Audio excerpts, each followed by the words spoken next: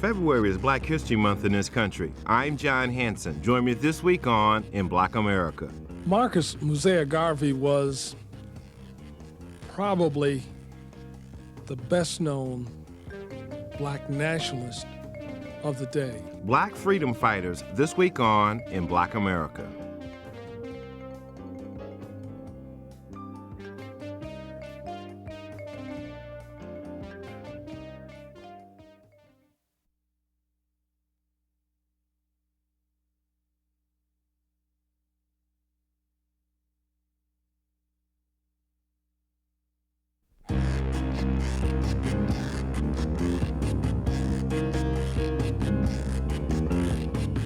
This is In Black America, reflections of the black experience in American society.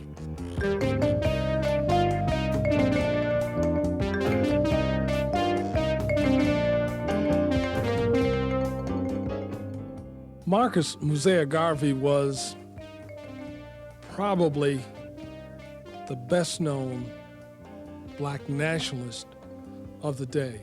He comes again, as do many black leaders, out of the times. It is a time of disillusionment. Again, the economy is not good. The depression character to the times. The world is not made safe for democracy. Black people are having a tough time in their urban sojourn. The streets are not quite as golden as they appeared from the South. Dashed hopes and expectations. Dr. John Warfield. Marcus Garvey was a Jamaican-born black nationalist who gave Black America a new vision during the 1920s. At the height of his notoriety in the 1920s, he announced the formation of an African republic and dazzled Black America with parades and pageants.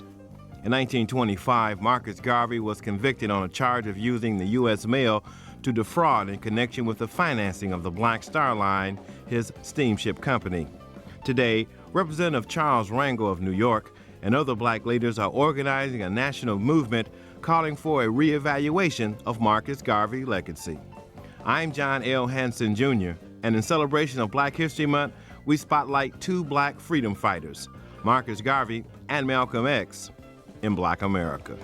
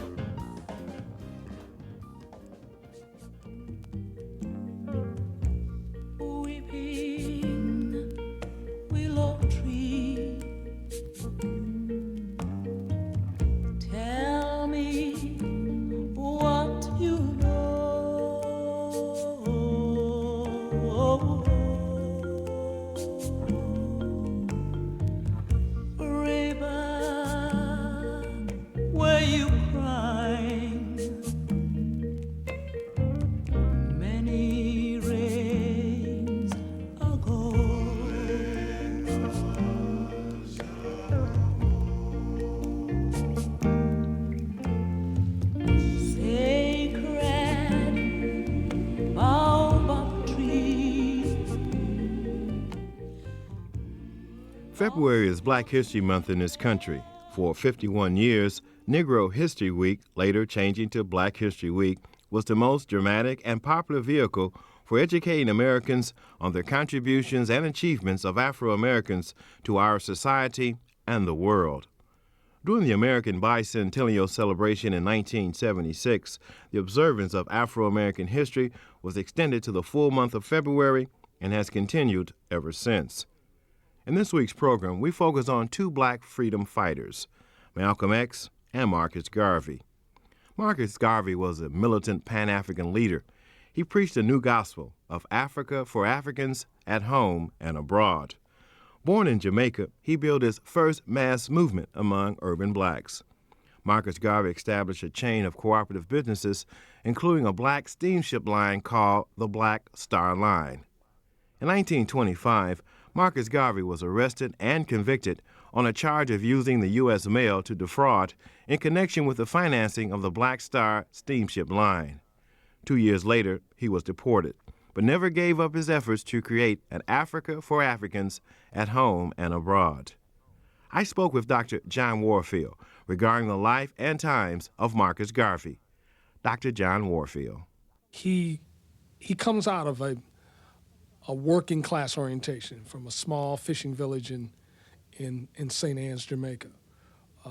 Comes from a labor movement orientation, is infatuated early on with Booker T. Washington's Up From Slavery and the Tuskegee idea of kind of up by your own bootstraps and not depending on the white power structure for success. So Garvey is, although often criticized for his pomp and circumstance, for the pageantry, for the verboseness, as a kind of demagogue and one who maybe detracted from the true essence of his movement, I still think stands very distinctly as one who talked about the question of black pride and the question of nationalism as a kind of cooperative effort between black people. Garvey argued that his was a government in exile, that black people had a right to Africa, and he argued Africa for the Africans and Europe for Europeans. But he put together essentially Black Star Line and the African Orthodox Church and set up a number of institutional formations that gave some function and substance to what he was talking about, so that the characterization of him as a sham, I think, is untrue. But there was a need, and Garvey filled it at that time. Before Marcus came to the United States in 1916, he went to England, studied under the Egyptian scholar, and learned much about the African culture, particularly Africans under colonial power. What did he try to articulate once he learned that knowledge and came to the United States in 1916 and became acquainted with Booker T. Washington's teachings? Well, Garvey argued that you couldn't have citizenship in this country until you had a government, a kingdom behind you. His classical question was, given that very accurate assessment of his work, was where is the black man's kingdom? That's the question he raised to the Afro-Americans in this part of the world. Where was the government? And he argued that one would not attain full citizenship, would not attain a kind of power and economic strength in this country until he had a government behind him. And that essentially was the message. Marcus Garvey seemed to be a good organizer. How many chapters and members were a part of his Universal Negro Improvement Association? Well, the chapters in number, John, I'm not so sure in terms of the exact number. About 300,000 people are argued to be a part of this movement at its zenith. The figures vary depending on the scholar, and some of the more recent work, I think, will tighten up those numbers. But at some point, he has a broad-based appeal, particularly to the working class. Things are tough. Again, as I said, black people coming out of the North were looking for golden streets, still in the northern cities. They don't materialize. But he has a very complex organization. He has a kind of paramilitary setup, a corps of what they call a Black Cross as opposed to the Red Cross, a nursing contingent. Again, as I said, there was a religious, the African Orthodox church, which of course God is black. Fairly well thought through notion of what it would be like for black people to be in charge of their own situation. His study of Africa obviously helps him understand and break through a kind of cultural inferiority and get to the notion that black people can and do run things. One of the experiences that I think most black people who've had the opportunity to go to a Caribbean nation or to Africa is that you see black people in charge. I think Richard Pryor and a whole set of other people talk about that in very real seriousness. The joke gets to be over at that point because it's a very different, it's not a visual experience, it's a psychological experience of seeing black people in charge of nations and governments for whatever may be the problems in third world African countries. But that was Garvey's position, and pretty much one of trying to organize a culture, if you will, as well as a nation. In doing the research and finding out a little bit more about Marcus Garvey, he did run into trouble, spent some time in Atlanta Penitentiary, but it was different stories that it was because of his shystering or mail fraud, and then there was another story where the organizations were infiltrated from the beginning and people were ripping off from the inside. Could you shed some light on that, Dr. Warfield? Well, I think, John, some of the recent revelations out of the Hoover papers clearly indicate that the Garvey movement was infiltrated. This historical pattern, of course, comes right down through the civil rights movement and all kinds of so-called left-wing and progressive movements. But it's clear that a part of the Garvey difficulties might have very well grown out of some of the internal conflict perpetrated on it. If you read the textbooks prior to some of this more recent evidence that's come forth after J. Edgar Hoover's papers, you begin to appreciate that there were some financial problems. The classical tag, again, one that I guess I'm suspicious of now, was that to some degree there was mismanagement and fraud and some pilfering. Some of the arguments that some of the old schools and some of the older black folks and Queen Mother Moore and some folks out of New York who've been around this struggle a long time argue that the movement was highly capitalistic, that it was a handful of black businessmen who saw an opportunity to seize on a venture and exploit it. Granted, I'm not in a good position to debate that, but I think we don't know how much of that is true or false, given what some of the recent revelations are. And I think Garvey, as was King, as was Roy Wilkins, as a whole host of black leadership, are often defamed and castigated as a part of the political strategy of our own government. And I think to that extent, Garvey is a victim of that same kind of maligning. In your opinion, what station should Garvey be remembered in world history and in black history? I think Garvey should rank very high.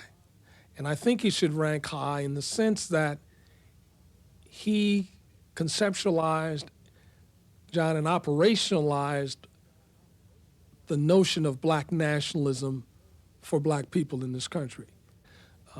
He put his money where his mouth was. I think, they purchased a ship, although it doesn't, obviously never sails, but the efforts seem genuine in that sense. But I think then the internationalization, Garvey's conceptualization of the circumstance of black people around the world and the need for something to work as a magnet and a coalescing force in what we call the African diaspora. I think Garvey's fundamental in that.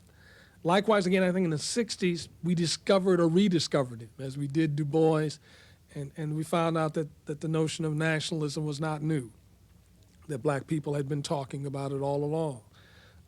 The signs, Garvey's big on signs and symbols. The black star is ultimately borrowed, if you will, by Kwame Nkrumah and becomes a kind of national symbol in Ghana for its decolonization and political efforts. So if you go to Ghana, there's the Black Star Line today, and at the university you'll find a black star at the top of the tower. Number of signs and signals, the red, black, and green flag comes out of the Garvey effort. Some people say, well, that's all there was to it. The ship never sailed. It was a ripoff and so forth.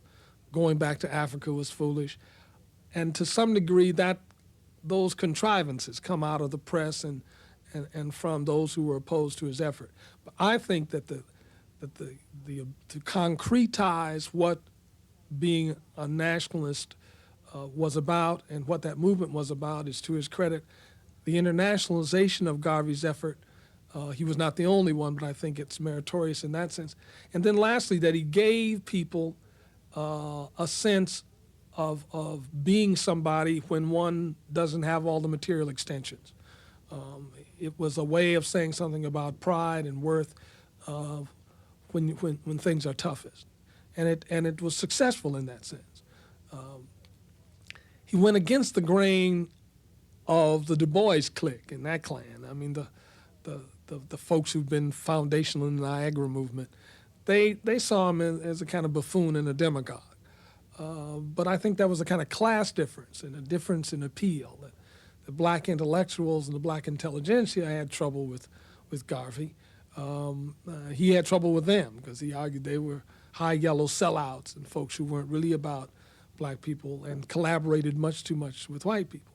They argued that at some point his was a movement that was separatist and not in the best interest of integration and developments and progress here.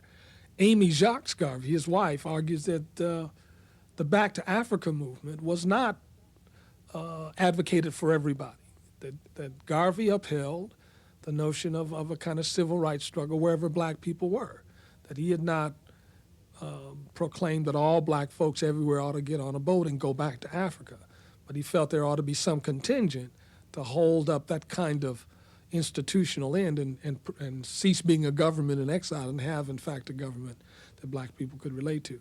But it's a fascinating area in the sense of looking at the contradiction. So there is some antagonism, if you will, between the kind of black business and intelligentsia and Garvey and his primary appeal to the working class.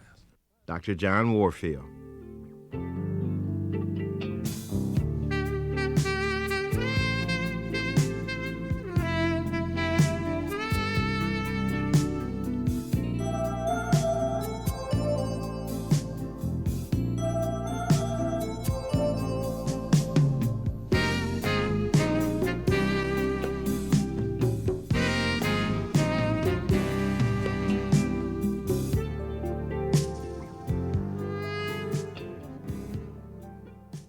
Although Marcus Garvey's ideas were rejected by many persons of his day, it is clear that since then, these ideas have strongly influenced the policies of black leaders all around the world.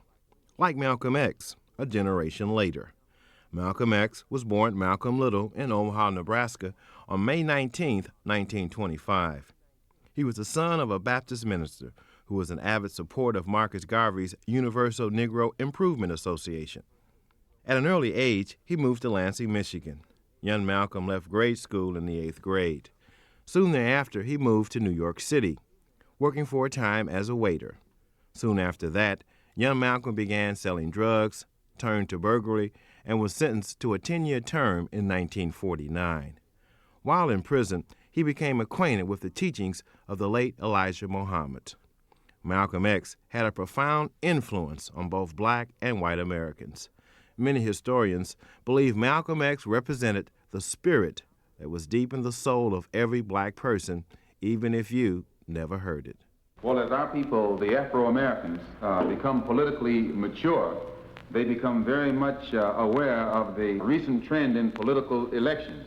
They see that every time there's an election recently, there's always a recount, that whites are so evenly divided politically that in many areas the race is so close that they have to count the votes all over again to see who got in office. You had a recount where the governor was concerned in Massachusetts or in Minnesota or in Rhode Island, and the same thing was so close between President Kennedy and Nixon that they had to count the votes all over again. And our people are beginning to see this, and they also realize that any minority group that has a block of votes is able to determine who will be the next mayor or who will be the next governor or who will be the next president or who will be the next congressman or the next senator.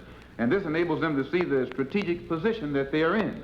Also, they realize that it was the black vote that put the present administration in Washington, D.C. It was the black vote here in America that put a Democratic administration in Washington, D.C. And despite the fact that it is admitted by the students of political science that the 22 million Afro-Americans were the ones who put the present administration in power in Washington, D.C., the present administration has put us last. We put them first, but they put us last. And you may say, well, why do I say this? Because they've been down there for 4 years and are only just now getting around to civil rights legislation or doing something about the violation of the civil rights of the 22 million Afro-Americans who put them in power.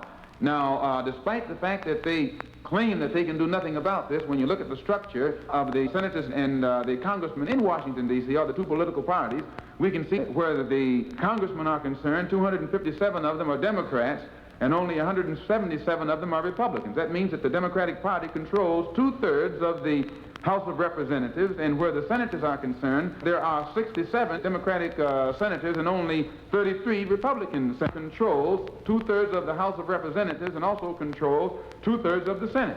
And despite the fact that they control 2/3 of the House and the Senate and are able to pass all the other type of legislation that comes up, when it comes to the rights of the black people in this country who put them in power, they always have some kind of alibi to give the Negro to try and explain why they have not been able to deliver or keep their promises or the promises that they made when they were running for office.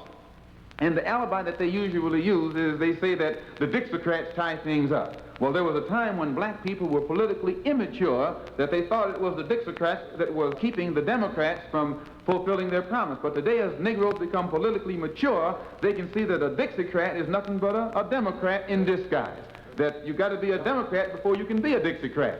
And as our people begin to see this, they also are able to see that it is actually a coalition of Southern Democrats along with the Northern Democrats who actually play a giant political con game to make them at the same time they are not.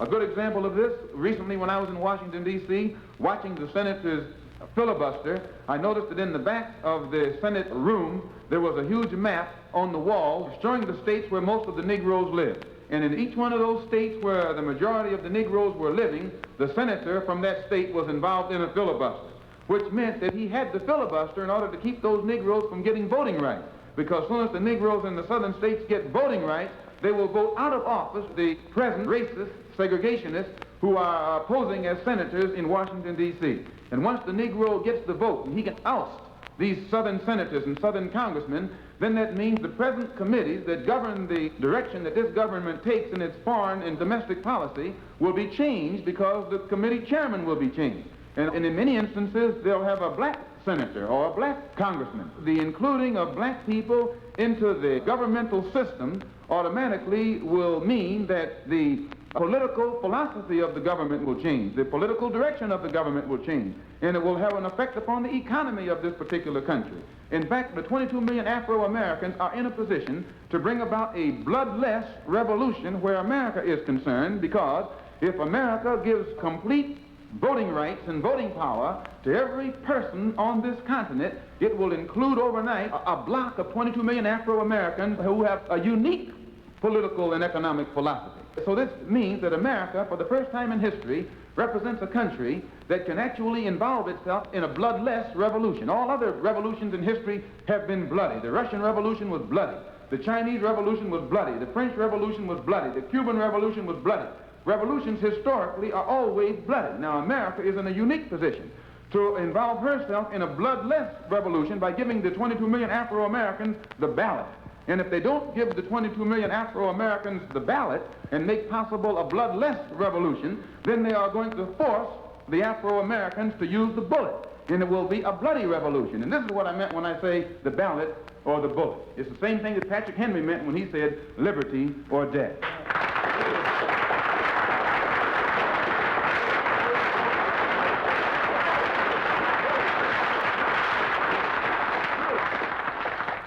Well, it's true. Just as it took nationalism to bring about freedom for our brothers and sisters in Africa and Asia, it'll take the gospel of black nationalism to bring freedom to the 22 million Afro-Americans here in this country. And we who belong to the Muslim Mosque Incorporated, although Islam is our religious philosophy, our political, economic, and social philosophy is black nationalism. And we adopt this philosophy so that we can work with all other leaders and all other organizations in a program that everybody can become involved in and participate in order to eliminate the political, social, and economic evils that afflict our people. Now, the political philosophy of black nationalism only means that the black man should control the politics and the politicians in his own community. And the politicians must also be made to take the responsibility for helping to eliminate the evils that afflict our people in our own community. And the economic philosophy of black nationalism only means that our people need to be re-educated into the importance of controlling the economy of our own community, controlling the economy of the community in which we live.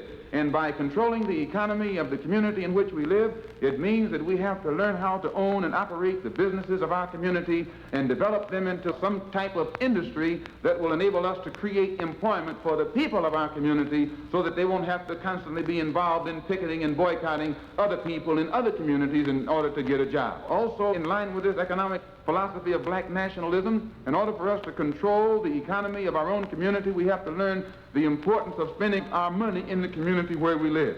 Anyone who knows the basic principles of economics must be aware of the fact that when you take the money out of the neighborhood in which you live and spend it in an integrated neighborhood, or rather in your effort to integrate, you spend it in a neighborhood where you don't live, the neighborhood in which you spend your money becomes wealthier and wealthier, and the neighborhood out of which you take your money becomes poorer and poorer. And this is one of the reasons why wherever you find Negroes, a slum condition usually develops, or we have to live in the ghetto, because all of our wealth is spent elsewhere. And even when we try and spend the money in the neighborhood where we live, usually because we haven't learned the importance of owning and operating businesses, the businesses of our community are usually also controlled by outsiders. The stores are controlled by people who don't even live in our community. So even when we try and spend our money in the neighborhood where we live, we're spending it with someone who puts it in a basket and takes it out as soon as the sun goes down. So the economic philosophy of black nationalism puts the burden upon the black man of learning how to control his own economy. And the social philosophy of black nationalism means that we have to become socially mature to the point where we will realize the responsibility is upon us to elevate the condition, the standard of our community to a higher level. And we can only do this by working together in harmony and unity to in some way eliminate the evils that are destroying the moral fiber of our community. Evils like drug addiction, drunkenness, illegitimacy that's brought about by loose sexual behavior, fornication, and adultery. And once we eliminate these evils that are so destructive to the moral fiber of our community, the level of our society will be higher, and you'll find that our people will be satisfied to live in our own social circles and enjoy life in our own social circles instead of trying to force our way into the social circles of those who don't want us.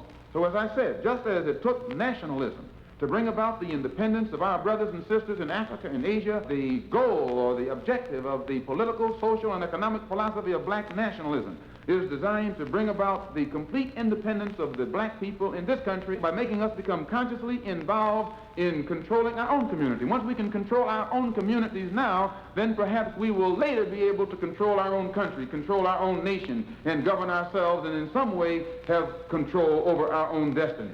And in order to bring this about, the Muslim Mosque Incorporated is involved not in trying to spread any religion, but to work with people of all other religions. We will work with our people. We don't care if they are Christian or Jew or Muslim or atheist or agnostic, whatever they are. Our desire is to spread the gospel of black nationalism. We want to evangelize the gospel of black nationalism. And once this gospel of black nationalism is spread among our people, it means that those who are in the Baptist church can remain Baptist, but they take the political, economic, and social philosophy of black nationalism. Those who are Hebrews, call themselves black Hebrews, they can still practice their religion, but take the social, political, and economic philosophy of black nationalism. And this philosophy in itself will bring about the independent thinking of the black people in this country and eventually lead to the complete physical independence of the black people in this country.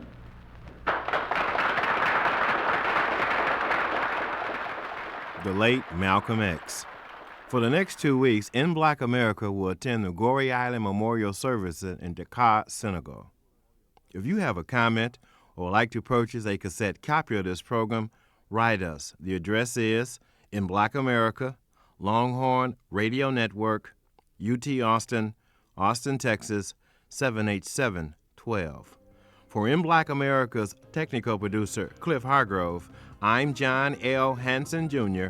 Please join us again next week. You've been listening to In Black America, Reflections of the Black Experience in American Society.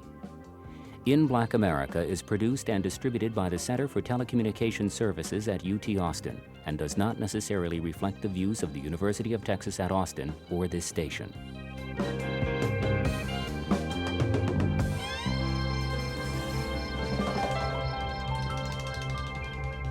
This is the Longhorn Radio Network.